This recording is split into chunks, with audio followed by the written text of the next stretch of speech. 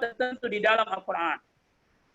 Yang kedua, epistemologinya, yaitu cara memahami, metode memahami ayat-ayat Al-Quran, itu juga bagian daripada kajian tafsir. Dan metode yang kita gunakan pada kesempatan mata kuliah ini adalah yang paling utama metode maudhu, metode berdasarkan tema. Tetapi dalam memahami metode maudhu ini atau dalam menuliskan dan menganalisis metode maudhu ini, kita tidak bisa lepas dari metode-metode yang lain. Misalnya metode tahlili, mengkaji ayat berdasarkan analisis dalam berbagai segi yang bisa digunakan dalam menganalisis ayat itu. Itu namanya tahlili. Kemudian metode ijmali, yaitu mencari lebih awal gambaran global atau informasi global yang dikandung oleh ayat itu. Kemudian kita akan masuk metode perbandingan atau mukaran, yaitu membandingkan ayat itu dengan ayat yang lain yang kemungkinan bunyinya sama, tapi konteksnya berbeda karena dia ditempatkan pada ayat-ayat yang lain yang tidak sama dengan ayat yang kita sedang kaji. Jadi namanya metode muqaran, metode perbandingan. Nah, di dalam tafsir, orang tidak bisa melupakan aspek kebahasaan. Karena itu dalam mengkaji tafsir maudhu'i, untuk bisa memahami dengan baik, harus merujuk kepada kajian bahasa. Dan kajian bahasa itu paling tidak dalam satu kata dalam Al-Quran atau satu ayat di dalam Al-Quran, itu ada namanya klausa, ada namanya makna yang sifatnya klausa, makna asal kata. Jadi ada namanya klausa, ada namanya frase, dan ada namanya kata. Jadi terem, frase, dan klausa. Terem itu kata yang kita sementara kaji. Nanti akan saya kasih contoh. Yang kedua, frase itu kayak dalam bahasa Arab istilahnya, dalam bahasa Indonesia, kata menjemuk.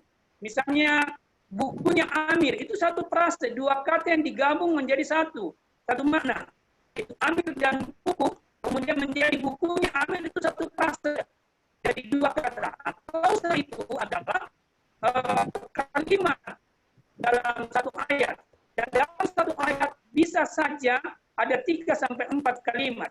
Yang dimaksud kalimat itu adalah kumpulan beberapa kata yang menghasilkan satu makna yang sempurna. Itu yang dimaksud dengan kalimat dalam satu ayat. Karena dalam satu ayat bisa menjadi sekian banyak kata, sekian banyak klausa. Ya, banyak kata yang membentuk beberapa klausa, bisa 1, bisa 2, dan bahkan bisa 3. Nah, itu yang dimaksud dengan tafsir.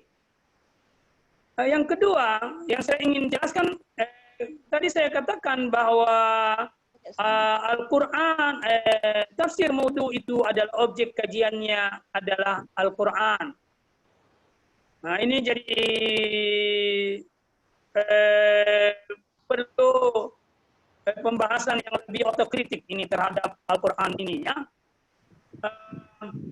Saya akan gunakan kesempatan ini untuk melakukan semacam contoh atau kajian otokritik terhadap Al-Quran ini sebagai sumber atau objek kajian utama dalam tafsir maudhu. Saudara sekalian, saya mau tanya dulu.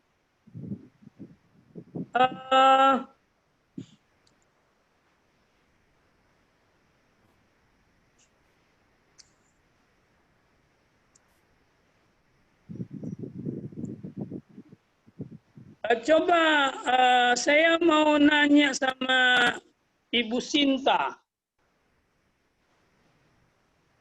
Yes. Saya mau nanya sama Ibu Sinta, ya. Pertanyaan saya sederhana.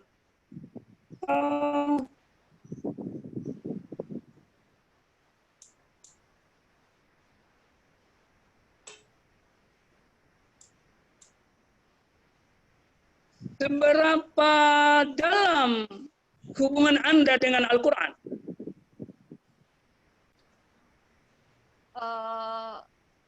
Kalau ditanya Ustaz tentang seberapa dalam hubungan kita dengan Al-Quran, sebagaimana kita memahami. Anda bukan kita, bukan kita. Ya, saya mau Anda. Iya. Maksudnya Ustaz? Yang saya mau Anda, bukan kita. Jadi Quran itu jangan diposisikan sebagai benda mati. Tidak. Quran itu adalah sesuatu yang natik. Dia berbicara. Selama Anda mau gunakan, selama Anda mau jadikan dia teman bicara, maka dia akan berbicara sama Anda. Maka saya tanya, sedalam apa? Jadi saya tanya sedalam gitu ya. Sedalam apa dengan Al-Quran? Dengan hubungan Anda dengan Al-Quran? Kalau Anda sekiranya Anda sudah punya suami atau sudah punya anak, sedalam apa hubungan Anda dengan suami Anda dengan anak Anda? Sama sedalam apa hubungan Anda dengan Al-Quran? Itu pertanyaan saya.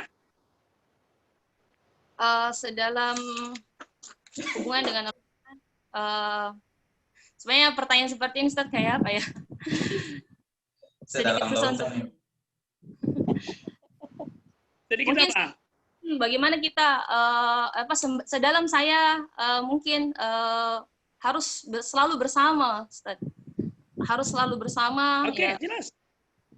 Iya, harus selalu bersama. Artian Karena bahwa. pertanyaan saya, kata kuncinya selalu bersama. Pertanyaan saya, kebersamaan Anda dalam bentuk apa? Selalu ke bawah. Bagaimana untuk memahami, bagaimana untuk selalu untuk mengerti dan setiap hal yang ada, Ustaz. Ibaratnya kalau kita dalam berinteraksi dengan Al-Quran atau berhubungan dengan Al-Quran itu ada beberapa tingkatan. Yang pertama, membacanya. Yang kedua, mentadaburinya. Dan yang ketiga, mengamalkannya. Ini jadi membaca tadi, kemudian menghafalnya. Jadi tadi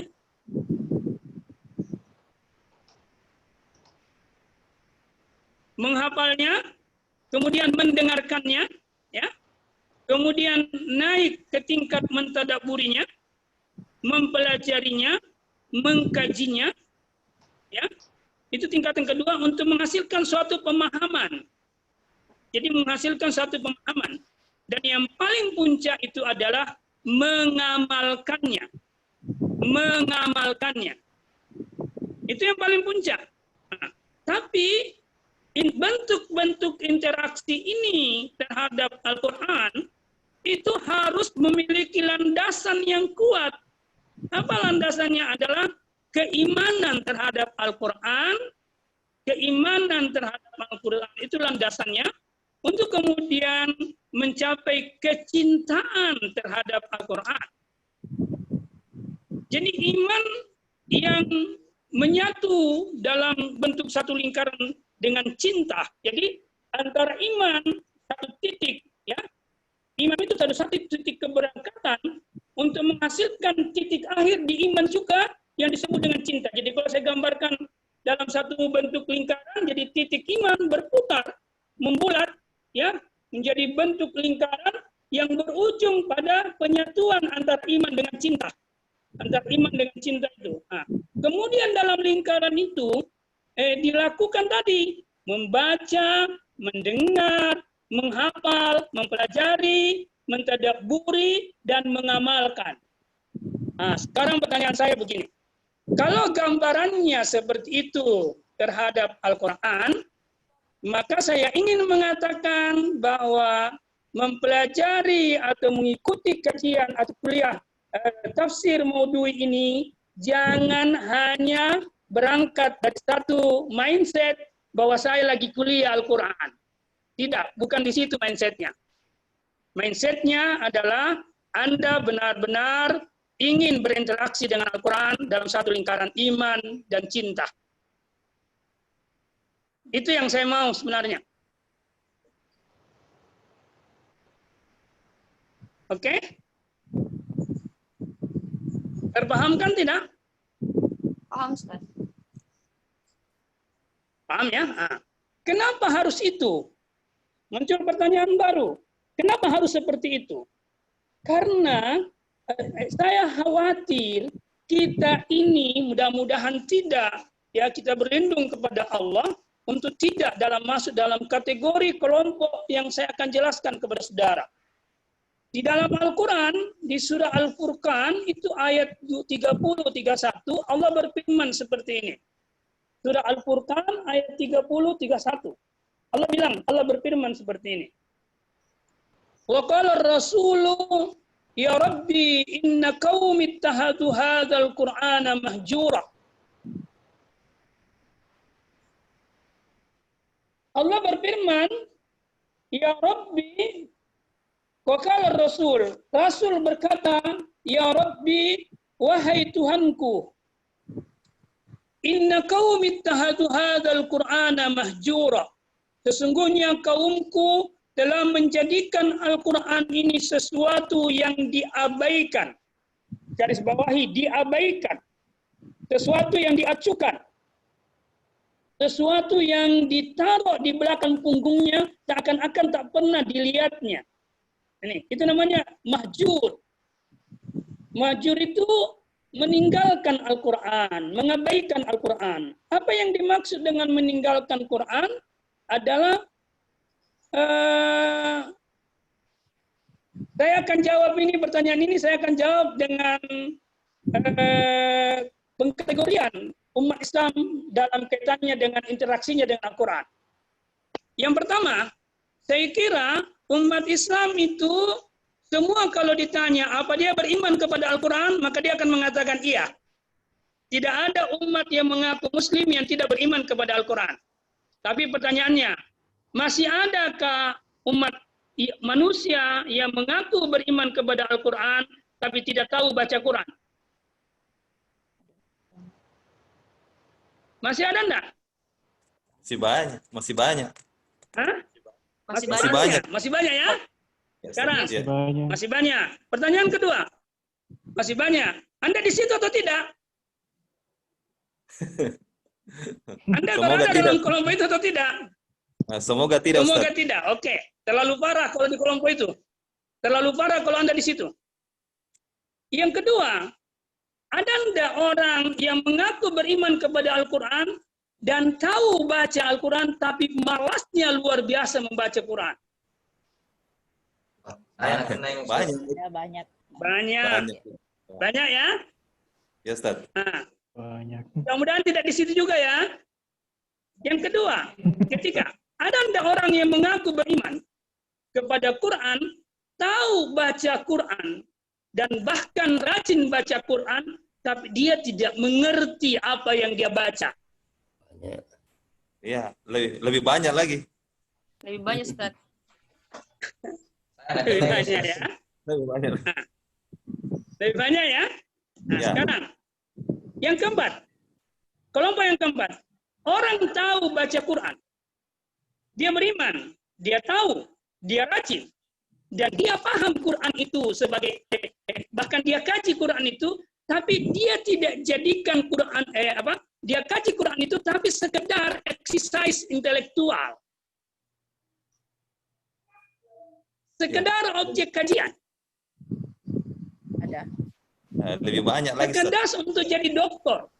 Hah? Ada. Ya. Ya, lebih banyak lagi. Sekedar untuk jadi sarjana UIN.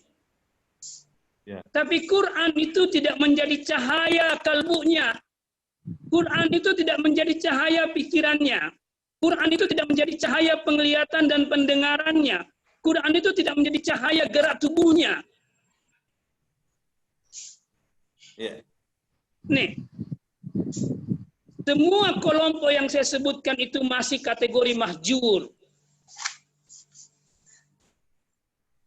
Meskipun tingkatan mahjurnya berbeda antara satu dengan yang lain, antara kelompok itu, maka kelompok yang tidak mahjur itu hanyalah kelompok yang kelima, yang beriman kepada Quran, rajin membacanya, bahkan menghafalnya, rajin mendengarnya, lalu kemudian dia mengkajinya, mentadaburinya, kemudian dia pahami, lalu dia faktualkan apa yang dia pahami dalam actionnya. Itu yang tidak mahjur.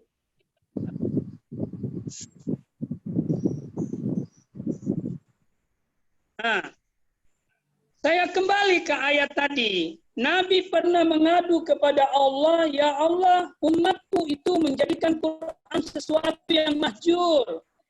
Apa jawabannya Tuhan? Kadzalika ja'alna likulli nabiyyin aduwan minal mujrimin. Begitulah Muhammad, aku jadikan bagi setiap nabi musuh. Musuh.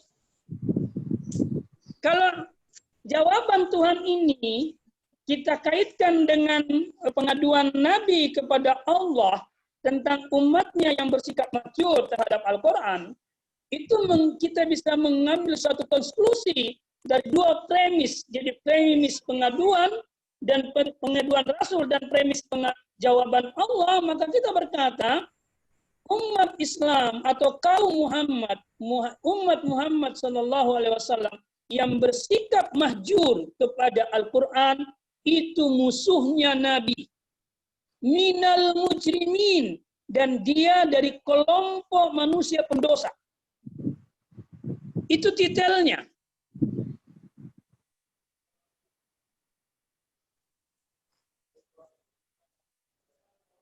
Nah, itu yang saya maksud tadi. Jangan sampai kita belajar tafsir Maudu'i, tapi kita masuk dalam kelompok musuhnya Nabi. Itulah yang saya takutkan. Nauzubillah. Nah, kalau Anda buka di ayat yang senada, ini contoh ayat perbandingan yang saya tadi, analisis perbandingan yang saya jelaskan tadi. Ini contoh konkret dari dua klausa yang kemudian kita kaitkan, kita hubungkan. Jadi tadi klausa pertama itu adalah ya qaumi, qala Rasul ya qaumi tahadu hadzal Qur'ana mahjur. Itu satu klausa. Kemudian klausa kedua, kadzalika ja'alna likulli nabiyyin aduwan minal mujrimin. Itu dua. Jadi ayat itu terdiri dari dua klausa, klausa pengaduan dan klausa jawaban. Nah, tapi kemudian ada ayat lain di dalam surah Al-An'am, surah ke-6 ayat 112 yang bunyinya hampir sama, bahkan sedikit saja perbedaannya dengan jawaban Tuhan, yaitu wa kadzalika ja'alna likulli nabiyyin aduwan sayatinal insi wal jin. Begitulah aku jadikan bagi setiap Nabi Muhammad musuh. Siapa dia? Sayatinul ins, manusia setan, sayatinul jin, wal jin, dan jin setan. Jadi jin, manusia setan, dan jin setan. Apa maksudnya? Orang yang bersikap memahjurkan atau mengabaikan Al-Quran, sesungguhnya ia adalah manusia setan, atau dia dari bangsa jin, disebut jin setan. Nih, ini yang kenapa, makanya saya mengatakan tadi, kenapa saya harus jelaskan itu? Karena ini yang saya takutkan, baik secara pribadi, baik dari sudut pandangan keluarga atau sosial masyarakat umat Islam ini. Ini loh bahayanya kalau ada sikap masyhur terhadap Al-Quran. Dan itu sudah diadukan oleh Nabi kepada Allah. Nah, selanjutnya untuk motivasi. Ada ayat yang dalam Al-Quran katakan begini. Apala yatadabbaruna al-Qur'an am ala qulubin aqfaluha. Itu di situ bertanya, apalah tidakkah mereka itu mentadabburi Al-Quran ataukah hati mereka tertutup? Jadi dua saja alternatifnya. Anda berinteraksi dengan Al-Quran dengan berdasarkan keimanan dan kecintaan, dalam bacaan, dalam bentuk simak, pendengaran, dalam bentuk mentadabburi, menghafal, dalam bentuk mengkaji, mentadabburi, mengkritisi, kemudian menghasilkan, lalu kemudian mengamalkannya, insya Allah hatimu terbuka. Hatimu terbuka. Tetapi kalau ini tidak dilakukan, maka hati kita tertutup. Hati kita tertutup. Bagaimana menjelaskan hati terbuka dan hati tertutup? Coba Anda genggam tanganmu, genggam tanganmu. Genggam tangannya sekarang, coba genggam tangannya. Genggam tangannya. Kira-kira ketika Anda genggam tangan Anda, kasih lurus, jangan dikasih berdiri, kasih tidur. Tangannya kasih tidur begini. Ya, memanjang, enggak. Kira-kira dengan tangan yang tergenggam begini, dia bisa menangkap sesuatu atau tidak? Tidak. Dia bisa Tidak. menerima sesuatu atau tidak? Tidak. Tidak, Ustaz. Tidak. Iya. Apapun yang datang dalam tangan yang tergenggam, dia akan tolak. Oke? Bahkan ada tinju orang. Tak, ya kan? Seperti itu. Itu namanya menolak. Ya. Iya kan? Ya, Ustaz. Itu isyarat pembelajaran yang sangat kuat bahwa orang yang hatinya tertutup tidak akan pernah mampu menerima pembelajaran, tidak akan menerima kebenaran, tidak akan pernah mampu menerima hati.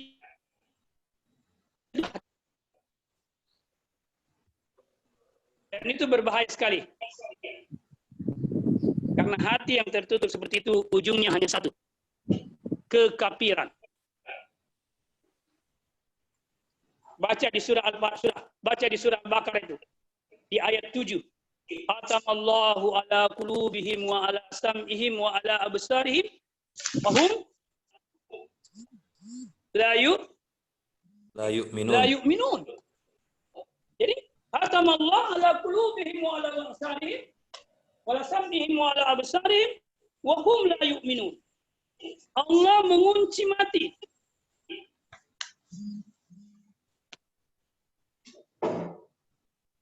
Allah mengunci mati. Ala qulubihim, hati mereka. Wa ala sam'ihim, pendengaran mereka. Diskusi. Wa ala absarihim, dan penglihatan mereka pun diskusi. Bisyawah. Karena dia tertutup. Jadi tertutup. Wala hum yu'minun. Maka dia tidak beriman. Ya. Orang seperti ayat 6 dikatakan, Innal ladzina anzartahum am lam tunzirhum la yu'minun. Innal ladzina kafaru sawa'un 'alaihim. Orang kafir itu sama saja. Kau kasih dia peringatan atau kau tadi tidak kasih peringatan. Alam tunzir la yu'minun, dia akan beriman. Kenapa? Atamallah. Sudah tertutup hatinya, tertutup pendengarannya, tertutup penglihatannya. Hati, pendengaran, penglihatan itu potensi intelektual untuk bisa menangkap kebenaran dari Al-Quran, mendengarkan kebenaran dari Al-Quran, membaca kebenaran dalam Al-Quran. Kalau ketiga potensi ini sudah tertutup, la yu'minun, dia tidak akan pernah beriman.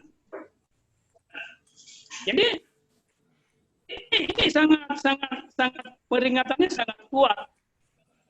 Jadi hati-hati. Jadi apa yang bisa membuka hati kita? Apa yang bisa membuat kita cerdas? Apa yang bisa membuat penglihatan kita tajam? Apa yang membuat kita pendengaran kita menjadi sangat tajam? Satu, ketika kita berinteraksi dengan Al-Quran sedalam-dalamnya. Semakin dalam interaksi kita dengan Al-Quran, semakin tajam penglihatan kita, semakin pekah pendengaran kita, dan semakin cerdas pikiran-pikiran kita. Mungkin Anda sudah biasa membaca atau mendengarkan videonya Habibie ya, di Jerman ketika dia hanya juara 2, tidak juara 1, tapi ya rasid orang Yahudi dengan orang Nasrani, laki-laki dan perempuan.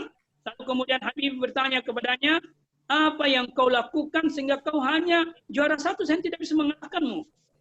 Lalu kedua orang ini berkata, itu rahasia kami, tidak mungkin saya beritahu Anda. Lalu kemudian Habibie mendesak, lalu kemudian dia diberitahu. Lalu diberitahu apa jawabannya? Kami itu berdua, kalau sudah tengah malam, bangun di tengah malam, lalu kami mandi, lalu kami berwudu, lalu kami membaca Al-Quran, kitab suci. Habibie bertanya, kau baca Al-Quranku? Padahal kamu Yahudi, kamu Nasrani. Dia mengatakan, iya. Bahkan saya menghafalkan Quranmu. Singkat cerita, ketika Habibie mendengar itu dia lakukan. Ternyata semester depan, dia sudah jadi juara 1 hingga akhir semester. Orang kafir saja mendapatkan keberkahan dari ketika dia berinteraksi dengan Al-Quran. Lalu bagaimana dengan kita yang beriman? Itu. Nah, saya berharap dengan penjelasan dua ayat ini, kita melakukan otokritik terhadap diri kita terkait dengan interaksi kita dengan Al-Quran. Terkait dengan interaksi kita dengan Al-Quran. Sehingga, insya Allah, meskipun misalnya saudara karena dari jurusan syariat ekonomi Islam, saya tanya dulu, pernah enggak mempelajari tafsir Maudhu'i? Belum pernah. Saya Belum pernah, Ustaz. Belum Pernah pernah. dapat kuliah tafsir Maudhu'i di S1, S2, S3? Belum pernah. Belum pernah, Ustaz. Hah? Belum. Belum Pernah, Ustaz. Belum Iya. pernah ya? Ya, Ustaz. Belum. Tafsir Oh, Ahkam gitu ya. biasa. Baik. Jadi meskipun antum belum pernah mendapatkan itu, karena itu saya perlu menjelaskan bagaimana sebenarnya cara kerja tafsir Maudhu'i ini selanjutnya. Tapi saya berharap itu bukan hambatan.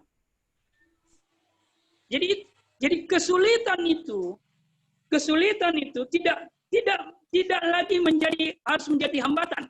Tapi kesulitan itu Anda harus coba menjadi tantangan atau daya dorong. Jadi tergantung kita punya mindset. Kalau kita menganggap kesulitan itu sebagai hambatan, maka kita tidak akan pernah melakukan sesuatu yang bisa membuat Anda keluar dari kesulitan itu. Bahkan Anda bisa jadi menenggelamkan diri dari kesulitan itu, dalam kesulitan itu, sehingga yang muncul kemudian adalah frustrasi. Menurut saya, kesulitan itu harus dijadikan sebagai tantangan yang melahirkan motivasi dan kemudian membuat inovasi untuk keluar dari kesulitan itu. Maka menurut saya, karena belum pernah mendapat kajian tentang tafsir Maudhu'i ini, bukan menjadi hambatan untuk Anda tidak bisa menuliskan apa yang menjadi tugas makalah ke depan. Saya tidak mau jadi alasan itu. Paham ya? Ya, Ustaz. Karena itu saya akan jelaskan. Paham, Ustaz. Saya akan jelaskan bagaimana cara menulis makalah dalam bentuk tafsir Maudhu'i. Menulis makalah dalam bentuk tafsir Maudhu'. Ini sudah masuk di pembelajaran tafsir Maudhu' itu. Saya berharap sebelumnya Anda membaca buku tentang tafsir Maudhu' yang dikarang oleh ada bukunya Pak Muin Salim tentang tafsir Maudhu' itu ya, sistem penulisan tafsir Maudhu'. Tunggu dulu saya carikan bukunya ya. Nanti atau saya gini, nanti bukunya saya copy, saya fotokan judulnya baru saya kirim ke grup.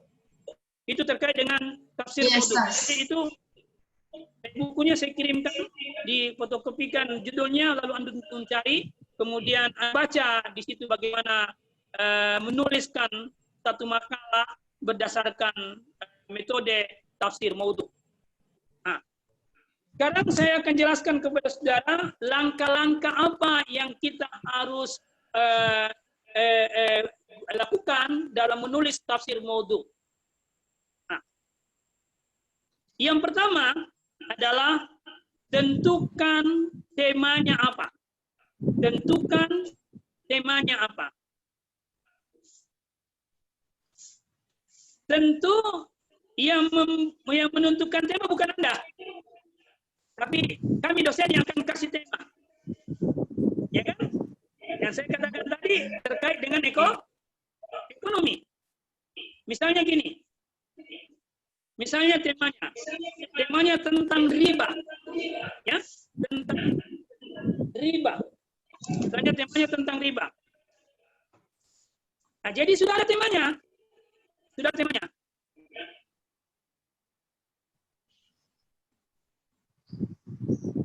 Jadi misalnya judulnya wawasan Al-Quran tentang riba sebagai bentuk eksploitasi ekonomi.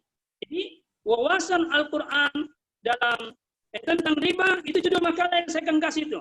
Tentang riba sebagai bentuk eksploitasi ekonomi, misalnya seperti itu. Itu judulnya, misalnya sudah ada judulnya. Nah, analisa judul itu. Riba. Jadi pokok judulnya adalah riba. Ya kan? Variabel pertama adalah riba, variabel kedua adalah eksploitasi ekonomi. Jadi ada hubungannya antara riba dengan eksploitasi ekonomi. Lalu kemudian bagaimana riba dalam relasinya sebagai bentuk eksploitasi ekonomi itu dilihat dalam perspektif ayat-ayat Al-Quran. Maka langkah ketiga yang Anda harus lakukan setelah mengerti apa maunya judul makalah yang saya kasih itu, kumpulkanlah ayat, carilah dan kumpulkanlah ayat yang terkait dengan tema tentang riba misalnya. Bagaimana caranya mendapatkan ayat-ayat atau kumpulan ayat tentang riba? Banyak. Cari buku indeks Al-Quran. Banyak sekali buku terkait dengan kamus Al-Quran atau indeks Al-Quran. Di situ sudah terbagi misalnya, atau kalau perlu download deh. Download, cari di Google. Misalnya ayat-ayat tentang riba, ayat-ayat tentang ekonomi, itu jelaskan di sana. Dia dijelaskan di sana. Nah, setelah Anda menemukan sekian banyak ayat tentang itu, karena ini hanya sifatnya makalah, Anda melakukan langkah berikutnya, yaitu menentukan satu ayat, minimal satu ayat yang betul-betul relevan dengan judul.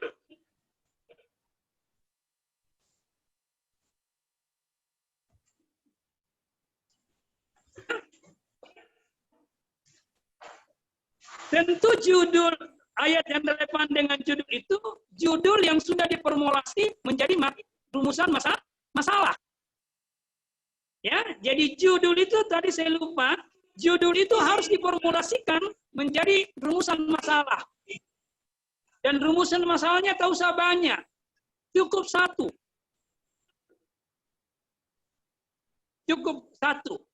Kalau dalam konteks riba dengan eksploitasi ekonomi, yang masalahnya itu mungkin pertanyaannya, bagaimana riba sebagai bentuk eksploitasi ekonomi? Maka kita akan bahas tentang riba, kemudian kita akan harus punya pengetahuan apa yang dimaksud dengan eksploitasi ekonomi, itu masalahnya. Nah, langkah selanjutnya tadi itu, cari ayat tentang riba, mana yang menunjukkan ayat itu, mana di antara ayat itu yang menunjukkan tentang masalah yang kita, untuk bisa menjawab masalah yang kita ajukan. Nah, setelah ayatnya kita temui, tentu saya tadi katakan perlu analisis bahasa. Maka perlu Anda membatasi apa yang membahas tentang apa yang dimaksud dengan riba dalam perspektif Al-Quran, dan apa yang dimaksud dengan bentuk eksploitasi ekonomi dalam perspektif Al-Quran. Nah, setelah itu masuk, jadi setelah riba dijelaskan, misalnya Allahul bay'u riba, maka diharamkan riba. Riba mana yang diharamkan? Jual beli mana yang halal? Sekarang saya mau tanya, kalau jual beli yang menipu itu halal atau tidak?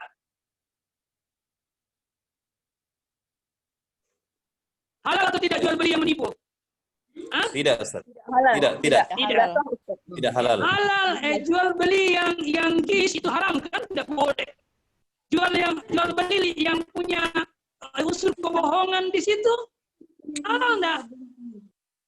Haram. Tidak. Haram. Jual beli yang pembelinya kecewa juga kan tidak? Tidak, iya. Iya. Iya. Kan tidak. Maka tidak semua jual beli itu halal. Ada jual beli yang haram. Nah, sekarang dalam konteks riba, apakah semua riba itu haram? Iya. Kalau riba dalam pengertian ahli fikih, maka kita akan mengatakan tambahan dalam misalnya pinjam meminjam itu dikatakan hanya kemudian disebut haram. Ya kan?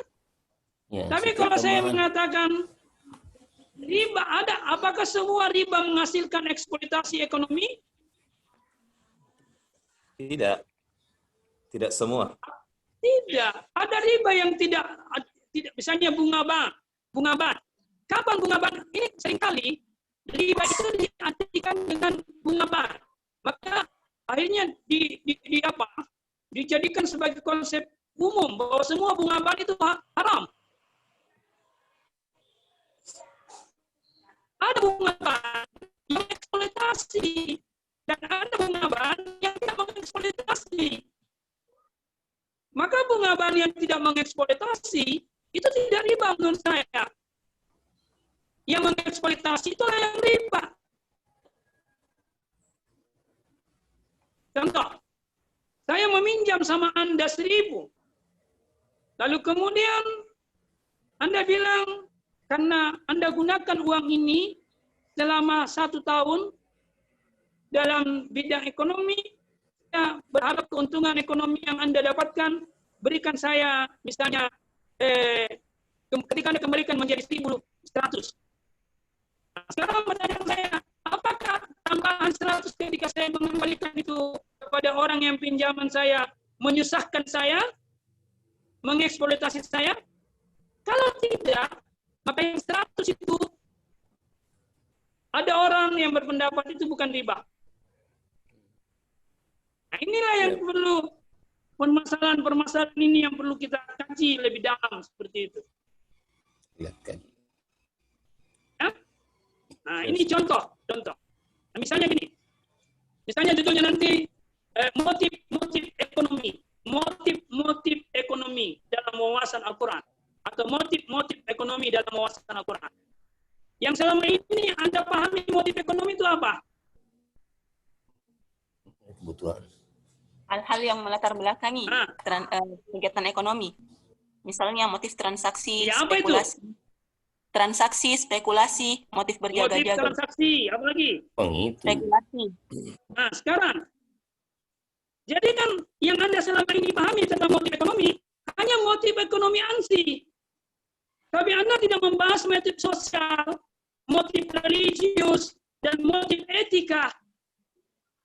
Sehingga dalam kegiatan ekonomi itu, bukan semata-mata motif ekonomi yang diperhitungkan. Karena kalau motif ekonomi yang Anda perhitungkan itu hanyalah motif ekonomi semata-mata, maka berlakulah teori ekonomi tadi itu. Mengeluarkan yang sedikit untuk mendapatkan banyak. keuntungan banyak. Dan mendapatkan keuntungan banyak itu bisa saja dengan cara eksploitasi. Maka kegiatan produksi itu bisa mengeksploitasi. Kegiatan konsumtif juga bisa mengeksploitasi. Kegiatan distribusi ekonomi juga bisa jadi eksploitasi. Maka riba bisa dalam bentuk produksi, bisa dalam bentuk distribusi, bisa dalam bentuk konsumsi. Nah, itu misalnya. Itu kalau kita sudah kaji Quran seperti itu nanti jadinya. Sehingga pemahaman ekonomi Anda dicahayai dengan gagasan-gagasan Quran. Itu misalnya yang terkait dengan motif. Nah, sekarang yang terkait dengan misalnya tema prinsip ekonomi, prinsip-prinsip ekonomi. Nah, apa yang Anda pahami selama ini prinsip ekonomi?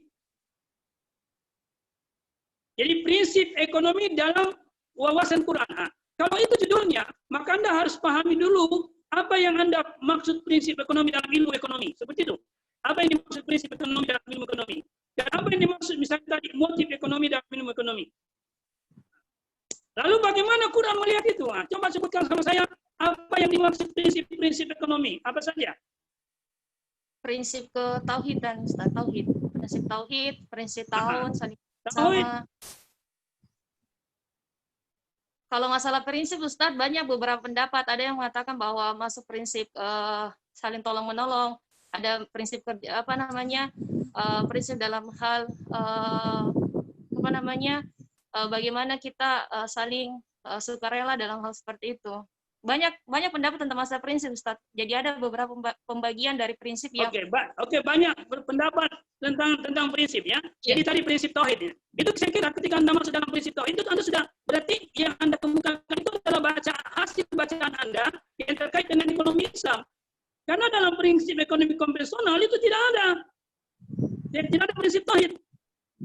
Nah, jadi ketika kita membahas prinsip ekonomi dalam perspektif Al-Quran, itu akan memperjelas di mana titik perbedaan antara ekonomi konvensional atau ekonomi kapitalis sosialis komunis itu dengan ekonomi Islam. Liberalis jadi prinsip ekonomi kapitalis, ekonomi komunis, sosial komunis itu akan jelas sekali mana perbedaannya dengan ekonomi Islam. Ciri utama dalam prinsip ekonomi Islam itu adalah prinsip tauhid, prinsip ibadah, itu kan? Prinsip ibadah, kemudian tadi prinsip tolong menolong, kemudian prinsip rahmatan lil alamin, misalnya. Maka misalnya prinsip tauhid, bagaimana hubungannya antara tauhid dengan kegiatan ekonomi, misalnya seperti itu. Maka prinsip yang pertama implementasi pemahamannya adalah seluruh kegiatan ekonomi itu sumbernya dari satu, yaitu Allah. Implikasikanlah itu dalam satu gagasan lebih lanjut. Lalu prinsip ibadah, bagaimana prinsip ibadah dalam ekonomi? Maka kita bisa mengatakan seluruh kegiatan ekonomi itu bernilai pendekatan kepada Allah. Lalu ketiga, prinsip rahmatan lil alamin. Maka kita berkata bahwa seluruh kegiatan ekonomi, apa itu distribusi, apa itu konsumsi, atau itu produksi, mesti menghasilkan kebaikan bagi masyarakat, bagi diri dan masyarakat. Nggak boleh kerusakan yang dihasilkan. Nah, itu contohnya misalnya. Nah, jadi setelah Anda dapatkan, saya kembali ke kerangka tadi, setelah Anda dapatkan ayatnya, maka analisis setelah ayat itu, bedakan mana kata kuncinya, jadi ayat itu mana kata kuncinya, kemudian mana frase yang perlu dijelaskan, kosakata kata majemuk yang perlu dijelaskan, atau mana klausa yang menjadi klausa inti. Itulah yang dibahas. Cara pembahasannya adalah bukalah buku tafsir. Kalau tidak punya buku tafsir yang berbahasa Arab, cukup yang berbahasa Indonesia. Tafsirnya Hamka, tafsirnya Quraisy Shihab, tafsirnya Wahbah Suhaili sudah diterjemahkan, tafsir Munir, tafsir Al-Maraghi sudah diterjemahkan, tafsir An-Nurnya, As-Siddiqi sudah diterjemahkan, dan seterusnya. Tapi kalau Anda mampu berbahasa Arab lebih bagus lagi. Tapi kalau enggak ya tafsir bahasa Indonesia aja. Atau tafsir bahasa Bugis. Tafsirnya Guru Yunus Muin. Bisa diambil dari situ. Nah, jadi referensi utamanya adalah tafsir, buku-buku tafsir untuk memahami konsep yang kita bahas yang jadi rumusan masalah. Itu langkahnya. Nah, akhirnya setelah itu dibahas, kita buatlah kesimpulan dalam makalah kita. Kesimpulan itu merupakan jawaban atas urusan masalah yang kita kemukakan. Jadi kesimpulan kalau rumusan masalah satu, maka kesimpulannya cukup satu. Dan selesailah makalahnya. Nah, lebih lengkapnya cari salah satu contoh alur makalah tafsir maudhu'i. Misalnya, Anda bisa cari disertasinya Prof. Muin Salim tentang politik. Di situ dia jelaskan bagaimana bukan Anda membaca buku itu, tapi coba melihat struktur atau alur pembahasan satu ayat dalam buku itu. Misalnya ayat tentang khalifah, lihat itu bagaimana dia membahas. Ikutilah metode itu. Misalnya Anda cari bukunya Prof. Galib tentang Yahudi. Anda bisa lihat bagaimana struktur pembahasannya. Nah, kalau Anda dapat disertasi saya tentang ummah di pasca, Anda bisa lihat juga bagaimana struktur, bagaimana saya membahas ayat di situ. Judul tesis saya itu tentang ummah. Nah, itu kira-kira yang harus dilakukan dalam tafsir, pembelajaran tafsir maudhu ini. Saya kira itu yang saya bisa jelaskan kepada saudara. Nanti insya Allah sekali saya kirim bukunya, judul-judul bukunya, dan itu Anda bisa cari di perpustakaan misalnya, atau mungkin cari di toko buku. Nah, ini juga saya ingin sampaikan kepada saudara. Kalau Anda pembelajar sejati, kalau Anda betul-betul mahasiswa sejati, maka kebutuhan pokokmu sekarang ini adalah buku, bukan makanan, bukan minuman, bukan pakaian dan sebagainya. Tapi kebutuhan pokok kita adalah buku. Maka kita harus punya buku. Kita harus punya buku. Nggak boleh tidak punya buku. Jangan sampai Anda S3 tafsir ekonomi Islam tapi tidak pernah punya buku ekonomi Islam misalnya. Saya jurusan tafsir, tapi karena saya dikasih tugas oleh pasca untuk mengajarkan tafsir maudhu'i pada jurusan ekonomi Islam, maka dari tadi malam saya membuka buku-buku saya tentang ekonomi. Sehingga dari situ saya ingin memberikan judul-judul berdasarkan pembacaan saya tentang ekonomi itu. Sehingga bisa punya konektivitas yang sangat kuat antara Al-Quran dengan jurusan Anda. Insya Allah untuk makalah pertama, nanti kedua saja yang tentukan siapa yang menjadi pemakalah pertama. Judulnya untuk pemakalah pertama itu adalah konsep ekonomi dalam wawasan Al-Quran tentang ekonomi. Wawasan Al-Quran tentang ekonomi. Nah, karena ini tentang ekonomi banyak ya, tentang ekonomi banyak, maka Anda bisa membatasinya. Misalnya membatasinya ekonomi yang Anda akan bahas itu apa. Jadi cari dulu ayat-ayat ekonominya dan kemudian Anda batasi. Misalnya masuk tadi pada prinsip-prinsip ekonomi dan sebagainya. Jadi yang saya ingin dapatkan itu, atau gini, saya tidak usah masuk di wawasan ekonomi ya, wawasan ekonomi, karena nanti seluruh makalah itu akhirnya menghasilkan wawasan ekonomi. Jadi semua makalah nanti yang saya akan berikan hasilnya menggambarkan suatu konsepsi ekonomi dalam pandangan Al-Quran. Jadi tidak perlu bahas tentang wawasan ekonomi. Judul yang pertama adalah prinsip-prinsip wawasan Al-Quran tentang prinsip-prinsip ekonomi. Wawasan Al-Quran tentang prinsip-prinsip ekonomi.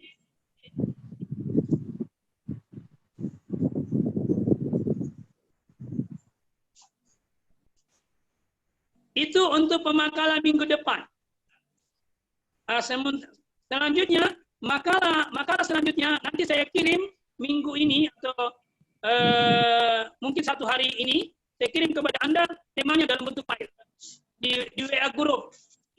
Ya, karena saya belum tuliskan di HP saya, kemudian nanti saya tuliskan baru saya kirim. Untuk makalah selanjutnya sampai 14 makalah. Siap. Saya kira itu ada pertanyaan sampai sini?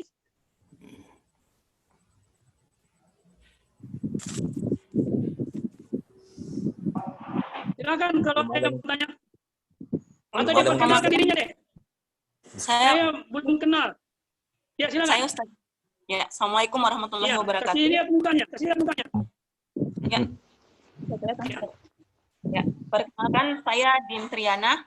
Saya mu'alaf dalam mempelajari ekonomi Islam, Ustaz. Selama ini belajar ekonomi konvensional. Pertanyaan saya, ini untuk pemakaran pertama ini per kelompok atau per individu, Ustaz? Berindividu. Itu 14 Ki. Memang beda di UNHAS dengan di UI ini ya. Kalau di UNHAS tidak ada presentasi makalah gitu ya. Memang kalau pasca UNHAS itu nggak ada presentasi makalah. Kalau Anda dulu dari S2 UNHAS itu nggak ada presentasi makalah. Di UI itu justru master itu hanya tutorial. Ya. Kalau di UNHAS bukan. Di UI ini itu memang makalah, harus presentasi makalah. Lanjutnya. Ya, itu lah. Ya. Baik, ada pertanyaan lain?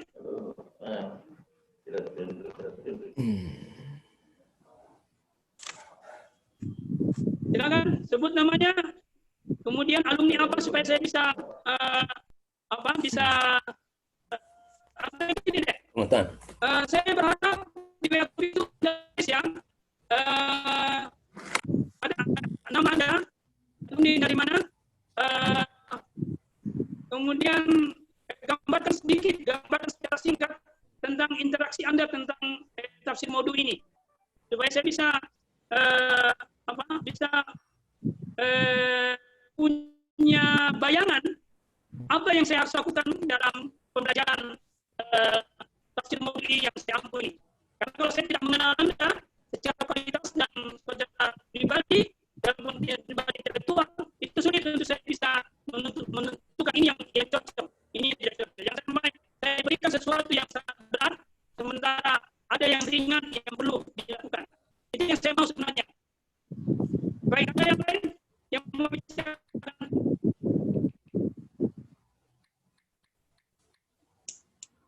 Ada?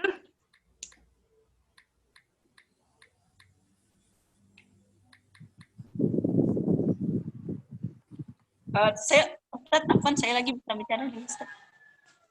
Ya, silakan. Ya, saya tertarik ini, Ustaz, kalau misalnya makalah teman-teman ini sudah jadi, mungkin ada baiknya makalah-makalah ini kita satukan menjadi sebuah buku antologi, sehingga ya kita bisa mengikat ilmu kita memang dengan tulisan dan insya Allah bisa bermanfaat bagi umat juga, Ustaz.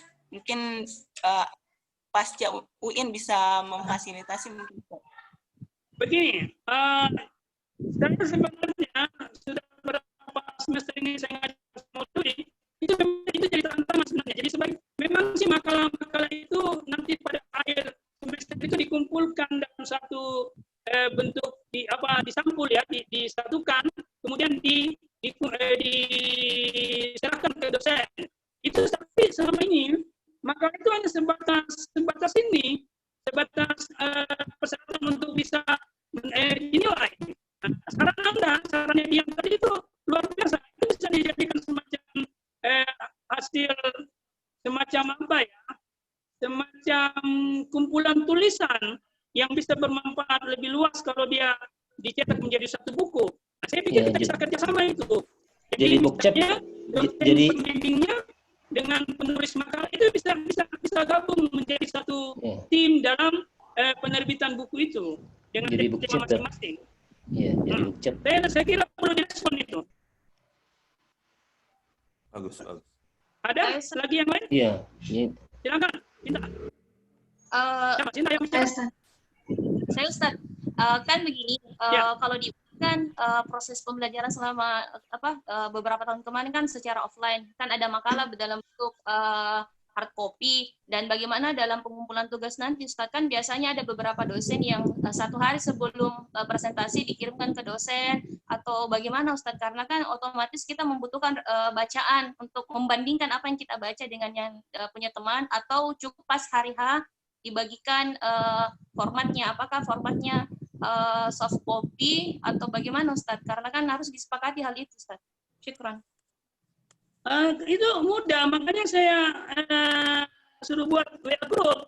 Jadi makalah Anda dalam bentuk itu dikirim satu hari sebelumnya di WA group supaya bisa dibaca.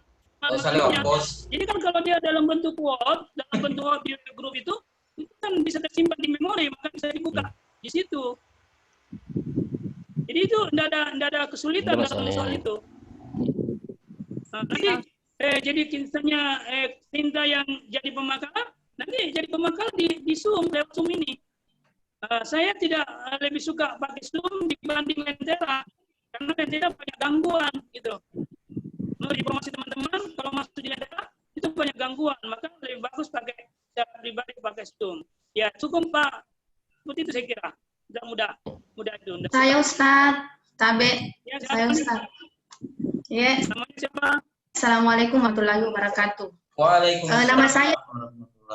Nama saya Ismawati Ustaz.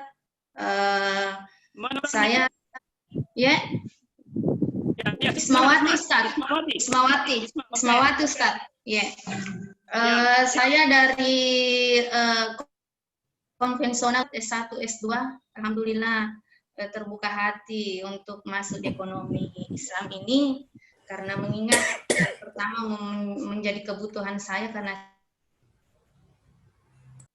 saya bergabung juga di UIN Alauddin ini, dan yang kedua background karena tempat mengajar saya kebetulan di jurusan perbankan syariah menuntut saya untuk mendalami bidang ilmu ekonomi Islam ini. Itulah yang memotivasi saya untuk masuk S3 ekonomi Islam ini, Ustaz. Tapi mungkin pertanyaan saya ini mungkin agak melebar sedikit, tetapi ini adalah keluhan saya dengan beberapa kondisi adanya masyarakat, melihat kondisi masyarakat kita ini yang majemuk, banyak agama, banyak budaya, banyak bahasa. Kecenderungan umat Islam itu sering mengeksklusifkan diri, sering apa ya istilahnya, ada kelompok-kelompok yang terkadang dalam keseharian itu, apakah saya salah atau benar kalau saya mengatakan egonya sangat tinggi? Apanya? Egonya? Saya mengatakan begitu. Ada beberapa kejadian, ya, ada beberapa kejadian di UIN dan beberapa masyarakat di sini, Ustaz, saya lihat terkadang dalam berinteraksi, terkhusus interaksi dagang, ekonomi, muamalah, itu terkadang mereka hanya maunya sesama umat Islam atau apa. Bahkan tidak jarang ya pelaku-pelakunya adalah orang-orang yang notabene-nya ada di Kementerian Agama. Misalnya, tidak usah beli di ini, itu barang Cina. Tidak usah beli ini barang itu orang Eropa punya.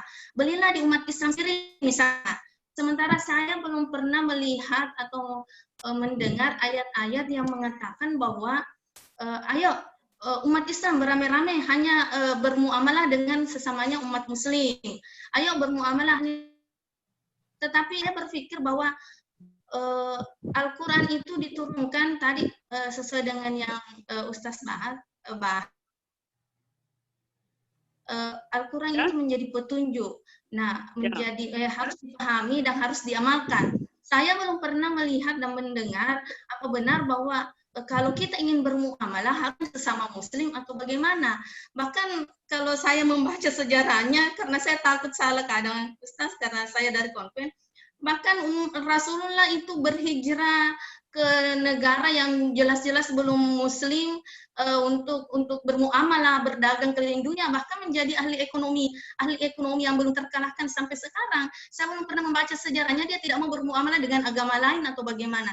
Nah, inilah yang terkadang menjadi apa ya, hal-hal yang mengganggu di pikiran saya. Adakah memang tafsir-tafsir atau bagaimanakah yang terkait dengan hal-hal yang seperti ini? Nah, yang masalahnya itu orang UIN sendiri terkadang yang mengeluarkan statement yang seperti itu. Ini mohon petunjuknya, Ustaz.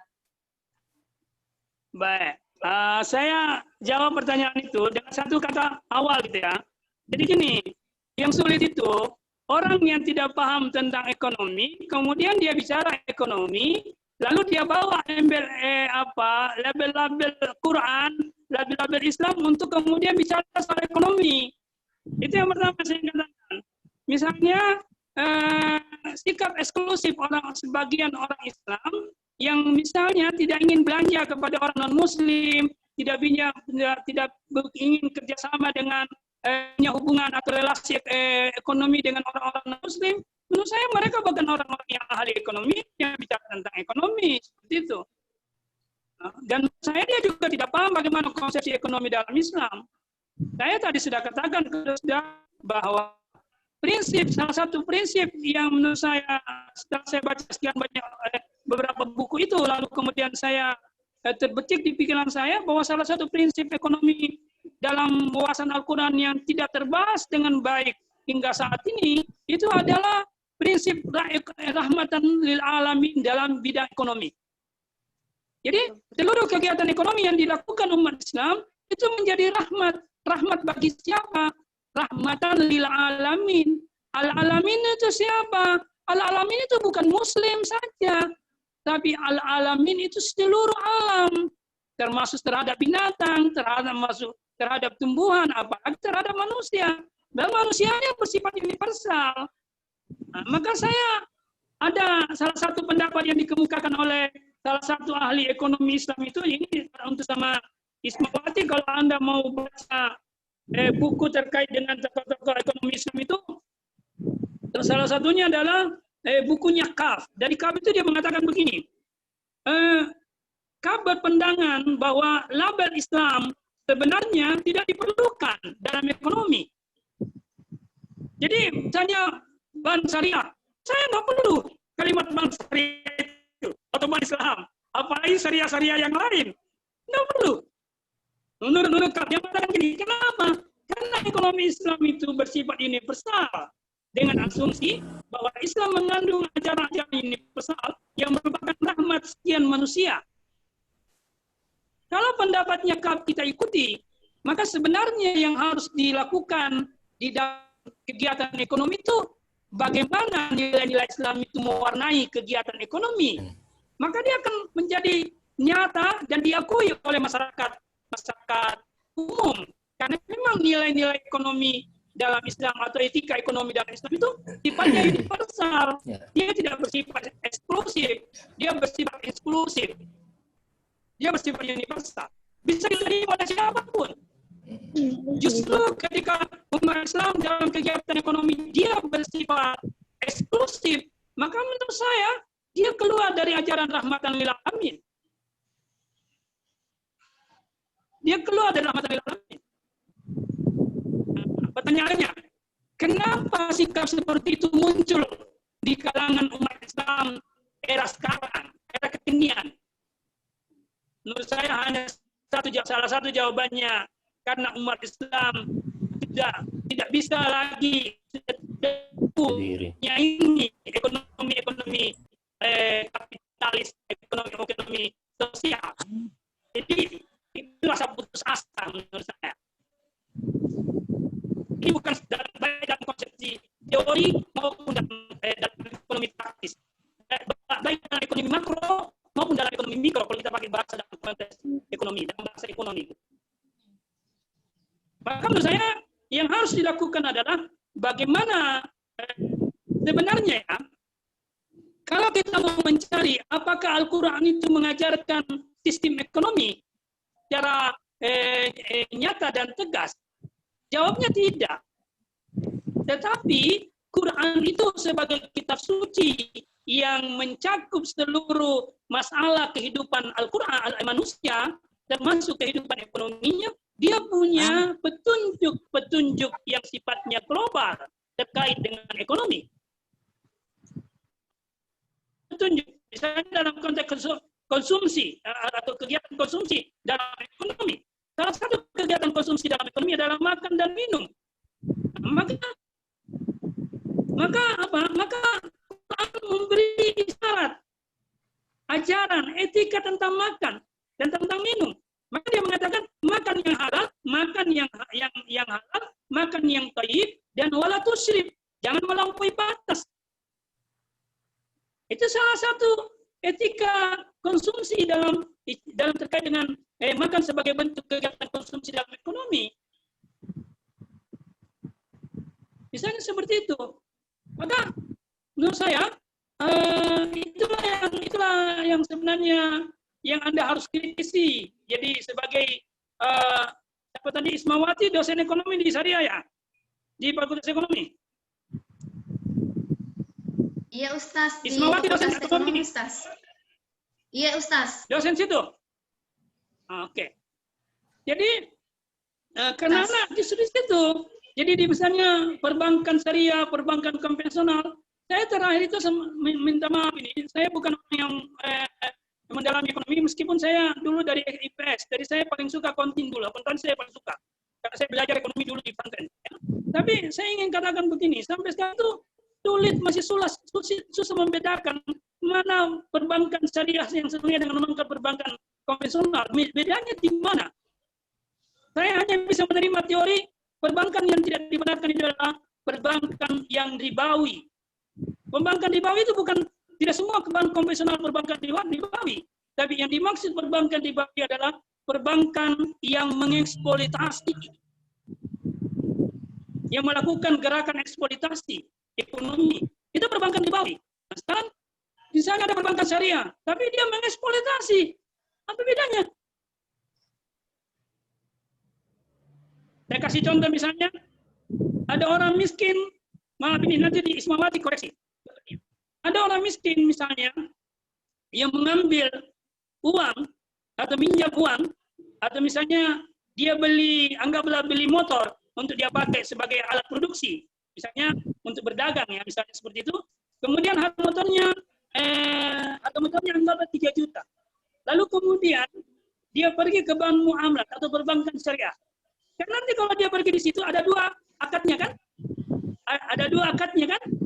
Jadi ini gini, perbankan syariah yang membeli motor itu, lalu kemudian perbankan syariah yang kemudian menjual motor itu lagi ke tadi ini yang membutuhkan produksi. Kan seperti itu dia punya. Jadi akadnya 2. Akadnya 2. Nah, tapi kalau bank konvensional kan tidak. Akadnya langsung diberikan, nanti bayar bunga ke bank konvensional. Nah, sekarang ini, harganya misalnya, harganya dia harus selesaikan 1 tahun. Dia harus lunasi 1 tahun itu. Kemudian bank konvensional setelah dihitung 1 tahun, akhirnya harga motor itu 5 juta. Harga motor itu 5 juta misalnya. Berarti keuntungannya bank konvensional 2 juta. Nah, lalu kemudian ke bank syariah, setelah dia beli lalu dia jual, misalnya 5.500.000. Hasil akhirnya, berarti yang mana lebih banyak? Bank syariah atau bank konvensional? Yang mana lebih berat bagi orang miskin? 5 juta atau 5 juta? Keuntungan 2 juta atau keuntungan 2.500.000? Itu misalnya kan kalau dari sisi materinya, bagaimana semua materi? Hah? Kalau secara Mungkin materi bagaimana? Diskusi panjang nanti Ustaz. Nanti akan butuh diskusi panjang ini Ustaz. Itu salah satu contoh. Maka bagi saya, yang saya pahami riba itu bukan bunga bank. Yang saya pahami riba itu adalah eksploitasi ekonomi. Dalam bentuk bunga bank ada eksploitasi, dalam jual beli ada eksploitasi, dalam pinjam meminjam ada eksploitasi, maka di situ ada riba kalau ada eksploitasi. Dalam kegiatan produksi ada eksploitasi, dalam kegiatan distribusi ada eksploitasi. Di situ. Nah, itu misalnya contoh. Maka saya mengatakan tadi, sebenarnya target saya kenapa kalau saya mau mudah, saya akan kasih Anda judul-judul yang sangat sederhana, yang tidak terkait dengan ekonomi. Misalnya, takwa dalam Al-Quran, manusia dalam Al-Quran. Tapi kalau saya itu tidak matching. Itu tidak punya tantangan. Itu sudah semua itu saya sudah pelajari, ngapain saya lagi? Itu yang saya mau. Saya dapat sesuatu dari Anda. Karena nanti saya kasih Anda sesuatu, maka kasihlah saya sesuatu. Maka kita sama-sama membutuhkan. Saya butuh Anda butuh saya. Saya tidak perlu merasa berjasa kepada Anda, dan seterusnya. Karena Anda juga memberi saya sesuatu dari ilmu yang Anda sudah miliki. Khususnya ekonomi yang Anda miliki. Itu akan memperluas wawasan saya. Itu loh yang saya inginkan.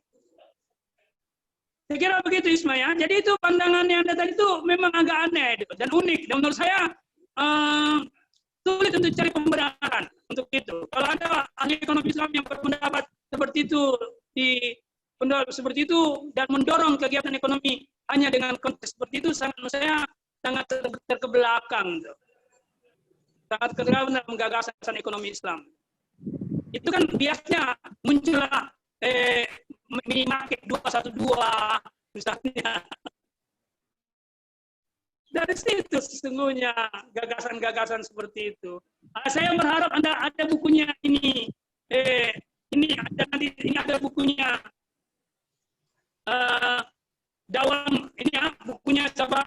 Ini Anda lihat nih. Ada buku ekonomi neoklasik dan sosialisme religius ya. Ini judul buku ini. ekonomi klasik dan sosialisme itu ditulis oleh Dawam. Jadi Dawam itu salah satu pemikir ekonomi Islam di Indonesia, tapi dia nulis tentang Sabruddin Prawinegara. Ini Sabruddin Prawinegara ini orang sangat sosialis, tapi dia punya gagasan ekonomi Islam yang sangat luar biasa.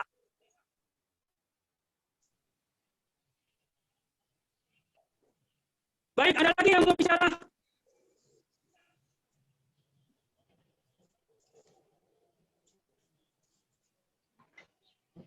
Ada lagi? Saya mungkin Ustaz. Halo. Assalamualaikum Ustaz. Ya, Assalamualaikum. Waalaikumsalam. Ya. Waalaikumsalam. Ya, baik. Insyaallah saya lagi Ustaz. Saya juga ini untuk saya perkenalkan diri Ustaz, saya Nur Saifullah. Mungkin kalau saya perhatikan Ustaz, kayaknya senior saya mungkin di IMIM Ustaz ya. Ya. Iya benar, saya dari IMIM.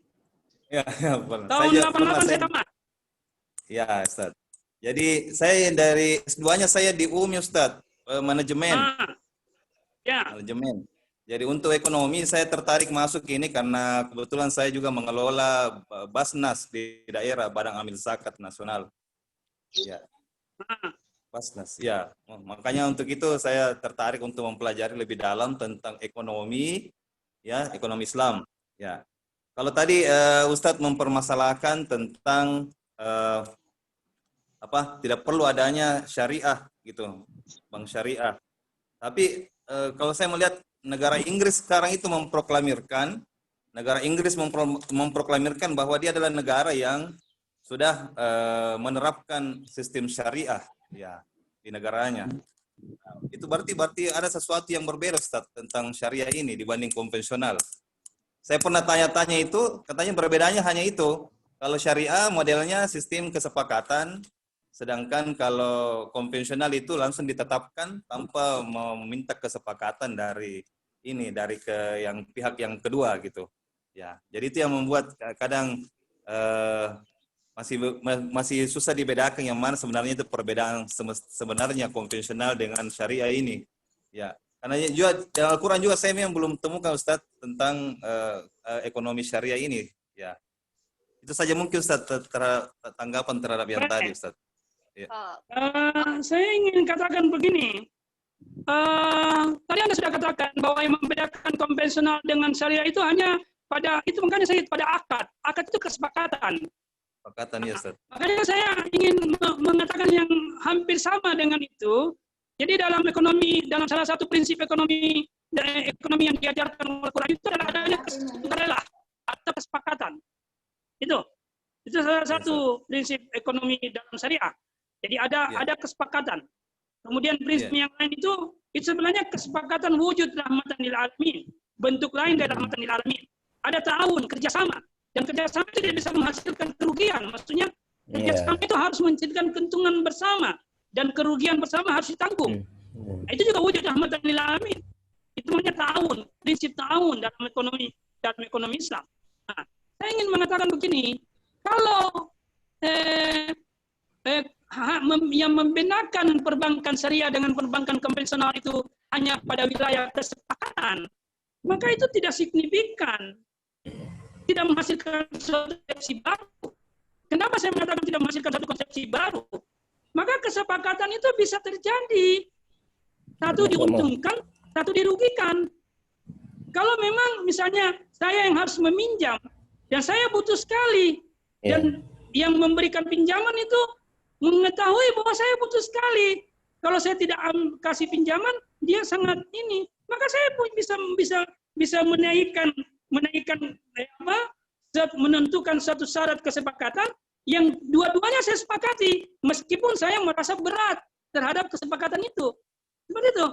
Maka menurut saya itu terjadi eksploitasi. Nah, maka menurut saya yang diajarkan Islam itu adalah non-eksploitasi. Tidak ada eksploitasi dalam kegiatan ekonomi. Itu yang paling penting. Itu nilai syariahnya. Yang ada keadilan, yang ada menghasilkan kesejahteraan, yang ada terpenuhi kebutuhan secara adil, benar. Itu. Maka ketika ada namanya perbankan syariah di London misalnya, Itu menurut saya nilai syariah yang hidup di situ Sana. dalam kegiatan perbankan. Jadi nilai syariahnya yang hidup, bukan nilai labelnya. praktisnya saja. Karena nilai praktis bisa kalau hanya bentuk mikro praktisnya itu bisa terjadi hal yang tidak benar, yang eksploitasi. Maka nilainya apa nilainya? Non eksploitatif. Itu yang menurut saya. Syukur Ustaz. Jadi itu menurut saya ya yang saya pahami lebih yang sedikit paham tentang sedikit aja. Saya tidak tahu paham betul ekonomi, tapi paling tidak semangat untuk kemudian bagaimana Islam Quran itu wawasan nilai-nilai Quran itu dibumikan atau dibudayakan. Nah, saya kasih contoh yang paling konkret gini. Rata-rata orang yang belajar Al-Quran atau orang yang belajar jurusan tafsir atau jurusan Al-Quran selalu meyakini bahwa ayat-ayat yang pertama turun di Makkah itu adalah ayat-ayat tentang tauhid, kan begitu? Ya kan? Kalau saya tidak, ya justru ayat-ayat yang turun di Makkah itu ayat-ayat yang terkait dengan ekonomi dalam relasinya dengan tauhid. Tauhid, ya betul. Ya, jadi dia ayat-ayat ekonomi dalam relasinya dengan tauhid. Contohnya apa? Ini apa?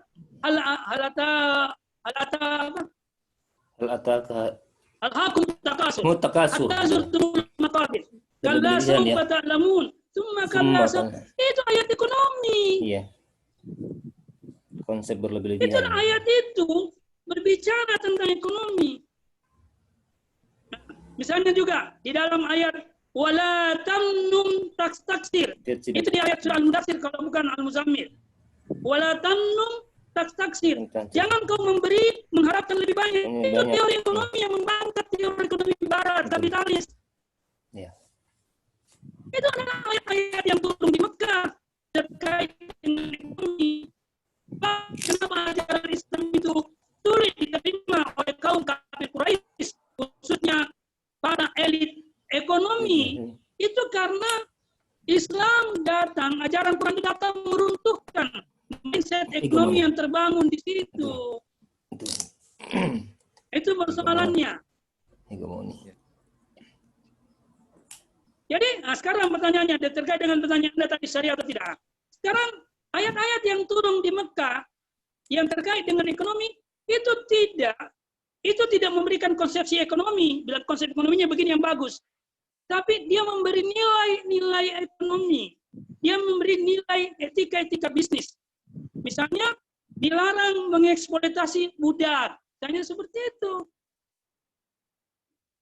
Jadi sebenarnya seperti itu. Nah, jadi kita menarik ini untuk diskusikan ya. Semampu saya Anda membimbing Anda nanti untuk mendiskusikan ini. Ya. Yang pasti saya harus belajar untuk mendiskusikan ini. Tapi Anda juga sudah punya. Jadi saya akan kasih ilmu Qur'annya, pemahaman terhadap ilmu Qur'annya kepada Anda. Anda kasih saya ilmu ekonominya supaya matching, temu dia nanti. Iya. Ya, Ustaz. Iya. Syukur, Ustaz. Masih ada? Apa? Masih ada?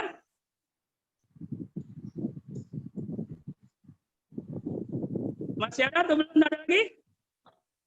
Sekedar wacana saja mungkin Ustadz. Kalau tadi Pak Nur Saifullah mengatakan bahwa tadi Pak Saifullah mengatakan bahwa Inggris itu melaksanakan sistem syariah ya dalam keuangannya, terutama pasar modal syariah. Tapi ada wacana juga yang mengatakan bahwa kita jangan dulu terlalu bangga dengan itu, karena sebenarnya ya wallahu alam bisawab ini Ustadz, mungkin nanti bisa jadi bahan diskusi selanjutnya, bahwa mengapa Inggris melakukan itu, karena prospek keuangan syariah atau pasar modal syariah itu cukup besar potensi bisnisnya, sehingga mereka mengambil kesempatan dalam hal itu. Ya mungkin ini bahan diskusi berikutnya saja mungkin Ustadz. Syukran. Oke, saya ingin komentar pernyataannya sedikit yang singkat itu. Itulah saya katakan tadi, gini loh. Kalau perbankan atau pasar modalnya Inggris itu masih prinsip eksploitasi yang dia pakai, maka perbankan atau pasar modal syariah yang dia katakan seperti itu juga nanti ujungnya eksploitasi, mencari keuntungan banyak, bukan untuk mensejahterakan umat manusia. Jadi ini harus lahir dari prinsip niat dan prinsip yang tegas. Itu yang diajarkan Islam. Jadi niat dan prinsip yang tegas itu dalam ekonomi Islam itu harus jelas. Tidak boleh, maka seluruh, jadi kalau kita bahasakan dalam makroekonomi, niat dan prinsip dasar itu adalah makroekonomi. Itu harus mewujud dalam mikroekonomi. Kalau mikroekonominya Islami, tapi makroekonominya tidak Islami, ya sudah tidak jadi Islami.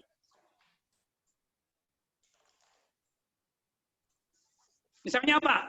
Saya jadi kaya dengan mikroekonomi yang halal, tapi saya gunakan harta kekayaan saya untuk yang tidak benar.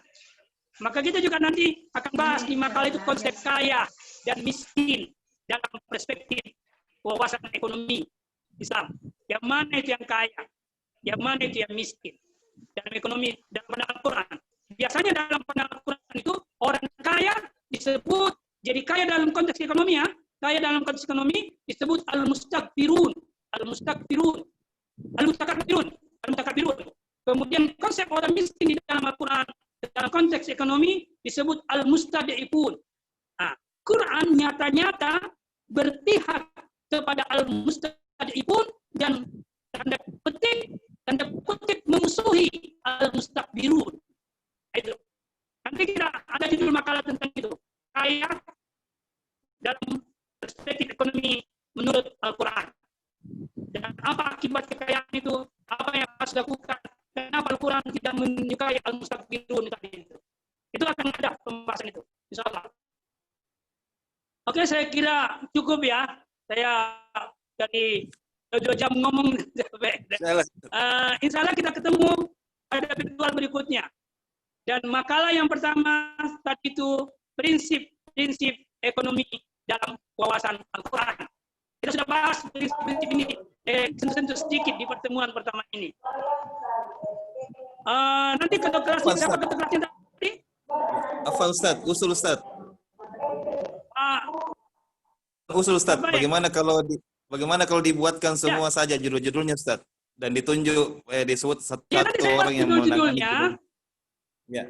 Gini, nanti saya buatkan judul-judulnya sebentar atau paling tidak lambat besok saya kirim. Oh ya, insya Allah Ustaz. Ya, nanti Pak Mujahid. Tapi saya harus pastikan bahwa makalah pertama adalah judulnya prinsip-prinsip ekonomi, wawasan tentang prinsip ekonomi. Dan itu tinggal Anda tentukan siapa yang pemakalanya. Seperti itu. Oke, Ustaz. Insyaallah, siap. Oke ya. Nah, sekali lagi saya ulang, tolong ditulis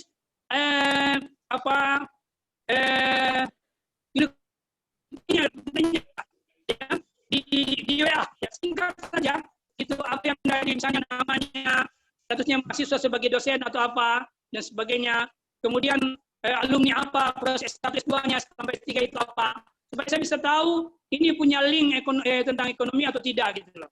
Nah, kemudian apa yang Anda ingin dapatkan dari perkuliahan tafsir maudhui ini? Ya, apa yang ingin dapatkan? Saya kira itu, terima kasih. Dan kurangnya maaf jika ada.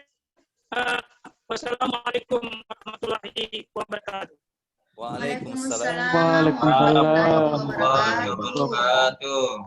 Terima kasih Ustaz. Saya lihat ya. Terima kasih Ustaz. Ya, sama-sama. Terima kasih Ustaz. Bagaimana Pak Mujahid? Ya, bagaimana Ustaz? Siapa yang mau pemakalan untuk minggu depan? Yang ada basic ekonominya. Oh iya, bolehlah. Siapa? Silakan mengunjuk diri ya. Biasanya yang awal-awal ini yang mudah ini. Selanjutnya itu tambah sulit nanti. Makin lama semakin susah materinya itu. Oh iya, jelas Bu. Makanya siapa yang mau awal? Mungkin. Kalau tidak mau, kalau tidak ada yang mau di awal, saya yang di awal ini. Ya, ketua kelas. Mumpung belum mulai kuliah. Ketua kelas dulu. Ya oke lah, saya yang mulai dari awal nanti ya. Jangan itu, Pak Mujahidin ahli ekonomi Islam itu. Ahli ekonomi Islam, sesuaikan saja nama atau bagaimana? Bagaimana kalau kita sesuaikan nama saja? Apanya? Muja Cocok itu yang itu ada ketua Pak Muja itu ketua IAII. Wah, ya. Ini jangan nih Pak Uja dulu yang pertama. Deh. Biar Bu supaya dikasih ke contoh. Haji, saya juga enggak paham ini, tapi mau dia apa? Kalau enggak ada yang mau kan? Ayo, Pak. Begini, kita bikin dulu 1-2 hari ini. Yang apa itu? Siapa yang mau? Oh iya. Atau tunjuk misalnya nomor 1 namanya siapa? Namanya nomor 1 di situ. Itu Bu Dian Triana mau. Ayo. Ya, dia dulu. Mumpung mahasiswa. Kemudian Triana saja, Pak. Oh, siapa? Ibu Din, siap Bu Din. Ya Pak, insya Allah biar Pak. Oh iya, mantap kalau begitu. Ini kesempatan pertama nih paling enak ini. Mumpung belum Iya. padat Pak. Kuliah. Iya. Oke. Insyaallah. Ada tadi dia tugaskan ke Bapak itu memperkenalkan diri. Oh Ada iya. tugaskan Oh, di Bapak grup. memperkenalkan diri. Oh iya, di grup Menyebutkan tafsir ya. saat Di tes grup S3 tafsir, Pak. dan Iya. tujuannya. Iya, iya. Di grup katanya di grup. Iya, cocok nih. Di grup mana, Pak? Grup mata Alhamdulillah. kuliah. Alhamdulillah Zoom-nya juga ini udah berhenti 45 menit ini sudah 2 jam ini. Ya oke Pak, habis nih kuotaku ini. Oh iya Bu, iya, silakan yang iya. Kita live. Perlu disubsidi itu, perlu disubsidi. Kita tutup dan kita masuk lagi. Ada Mata kuliah 10 lain. GB, ada 10 GB, 10.000 ya, 10 rupiah itu. Silakan di Telkomsel. Bagaimana lu? Bagaimana yang kedua nanti malam? Oh iya, Atau jam nanti? 7 ya, jam 7 malam sebentar jangan lupa. Studi kritis. Oh, sebentar, jam 7. Islam kontemporer. Oh, nanti jam 7 Pak Mujad. Iya, jam 7 malam. Oh, iya. Bisa ke malam semua? Ya. Bisa ke malam semua? Oh bisa. Supaya jomblo itu tidak keluyuran. Tergantung dosennya. Iya, tergantung dosen. Supaya jomblo tidak keluyuran. Tapi kemarin sudah ada yang protes itu kalau malam tidak bisa katanya.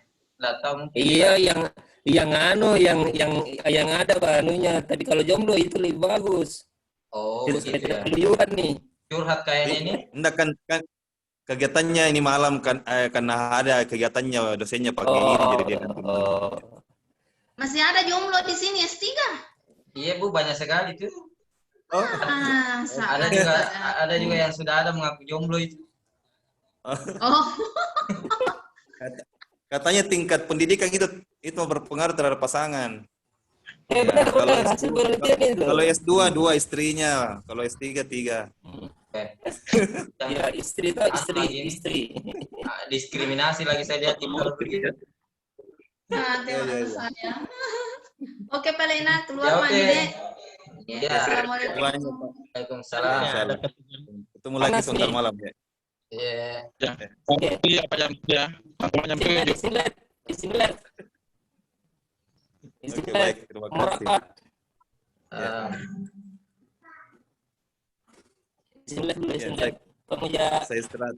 Terima kasih ya. Assalamualaikum. Salam warahmatullahi wabarakatuh. Lihat juga mau rapat.